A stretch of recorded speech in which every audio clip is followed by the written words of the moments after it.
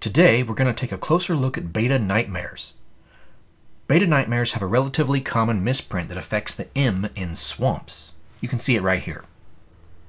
So what's going on there? This card on the left is a perfectly normal beta nightmare. That's more or less what the card is supposed to look like. The card on the right is one of the misprint cards. You can see the affected area right here. It goes from about here, down this side, to about here, maybe down to here, and then up this side to here. This was a piece of debris embedded into the printing blanket of the black color unit on the printing press. The printing plate applied black ink to the blanket and to the debris. The machine is called a printing press because it's pressing the plate against the blanket and the blanket against the sheet in order to transfer the image. When you have a piece of debris in between the surfaces being pressed together, it creates a high pressure point. That's why the text appears bold where the debris was located. This higher pressure affects the ink application to the debris and also the ink transfer to the sheet. There is a lack of black ink to the left of the debris right here. This is because the thickness of the debris in that spot prevented the blanket from contacting the ink plate. This is basically how a printer hickey happens. Debris in the press affects the ink application. I recently did a video about printer hickeys.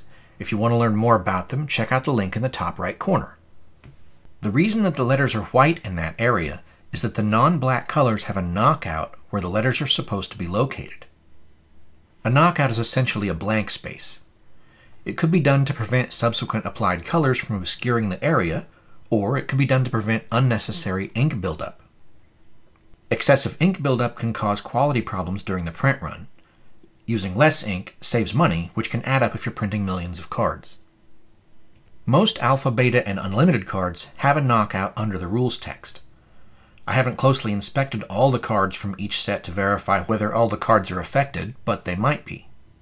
Magic was printed on a 4-color printing press, which is called CMYK printing. Cyan, magenta, yellow, and key. Key is the black ink. Colors are typically printed from darkest to lightest, so the light colors don't get obscured by the darker colors. That would be KCMY. Black is first. The problem with printing text before the other colors is that it can be more difficult to read after the other colors are printed on top of it. This is one reason why you might want to knock out the subsequently printed color layers. Eventually, in later sets, Wizards of the Coast would solve this problem by splitting the black layer into 2 separate printing plates. On those sets, most of the black ink would be applied first, with the text being applied last using a separate plate.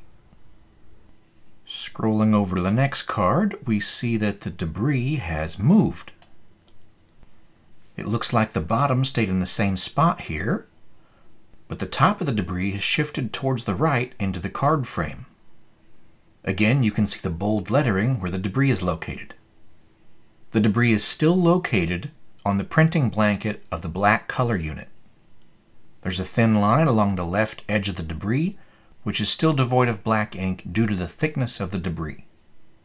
The lettering, which was white on the card on the left, is now back to normal because the debris is no longer there to prevent ink contact. However, the M in swamps is now white instead. This is called a blanket smash. Even though the debris has moved, the location where the debris was previously embedded in the blanket is still smashed enough that it isn't contacting the inked plate. Whether this occurs at all just depends on the varying thickness of the debris.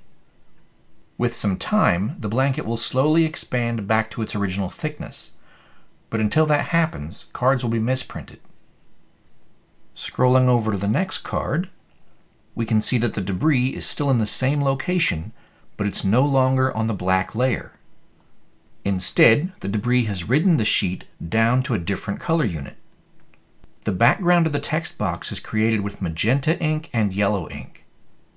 The reddish area that we're seeing here is excess magenta from the debris being inked with magenta. Basically, it's a printer hickey. It still has this edge here that's devoid of ink. In this case, it's devoid of magenta ink instead of devoid of black ink. Scrolling to the right again, we can see that the reddish area disappears faster than the black printing blanket can recover from being smashed here. We can also see that part of the black card frame has been affected. This would have happened when the debris was on the black printing blanket just before the debris rode the sheet down to a different color. Considering the size of the debris, it looks like this part of the debris would have been the same thick part of the debris which affected these letters here. That's it for this video. I just grabbed these nightmare pictures off the internet.